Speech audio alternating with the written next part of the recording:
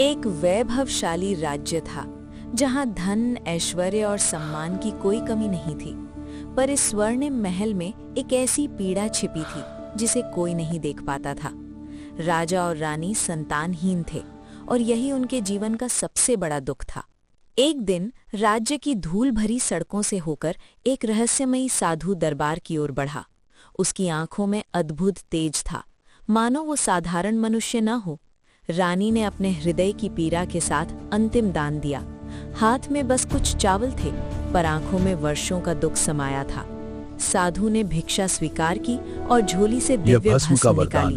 उसने कहा, यही भस्म तुम्हारे वंश को आगे बढ़ाएगी, पर इसका मूल्य भी चुकाना होगा। रात्रि के सन्नाटे में राजा और रानी ने उस भस्म को ग्रहण किया। दिए की लौ कांप रही थी, जैसे भविष्य की अनहोनी को देख रही हो। समय बीता और महल में किलकारियां गूंज उठी। राजकुमार का जन्म हुआ। संपूर्ण राज्य उत्सव में डूब गया, पर रानी के हृदय में एक अनकहा भय था। ज्योतिषाचार्य ने कुंडली देखी और उनका चेहरा पीला पड़ गया। उन्होंने कहा, 14 वर्ष की आयु में राजकुमार पर भयंकर शाप आएगा। समय के साथ राजकुमार तेजस्वी, साहसी और पराक्रमी बना। कोई नहीं जानता था कि उसके जीवन में तूफान आने वाला है।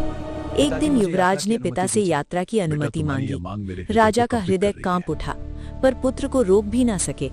हर रात चांदनी में युवराज चुपचाप महल से बाहर जाने लगा।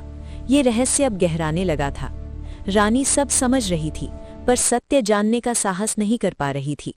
एक रात रानी ने चावल फेंके और अगले ही क्षण अनहोनी घट गई। तेज प्रकाश फैला और युवराज एक दिव्य सफेद घोड़े में परिवर्तित हो गया।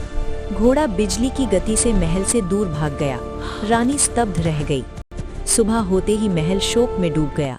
राजा रानी ने पुत्र को खो दिया था, या यूं कहें किस्मत ने छीन लिया था। रानी ने राजसी जीवन त्याग दिया। सड़क किनारे बैठकर यात्रियों को भोजन कराने लगी। एक रात एक कपिला गाय आई और उसके पीछे पीछे रानी चल पड़ी। एक विशाल पत्थर हटा और पाताल लोक का द्वार खुल गया। कुंड में कूदते ही घोड़ा पुनः मानव बन गया। वहां एक बोलता दीपक था। राजकुमार ने पूछा, मेरी रानी क्या कर रही है? रानी वहां पहुंची और चरणों में गिर पड़ी। पति पत्नी का पुनर्मिलन हुआ। शाप मुक्ति के लिए रानी ने 7 जंगल पार किए। कांटे काटे, पीड़ा सुनी, पर रुकी नहीं।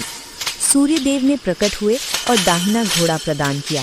यही शाप मुक्ति का मार्ग था। शाप टूटा और राजकुमार पुनः पूर्ण मानव बन गया। राज्य में वापसी हुई, राज्याभिषेक हुआ और प्रेम, त्याग और विश्वास की ये कथा यहीं समाप्त होती है।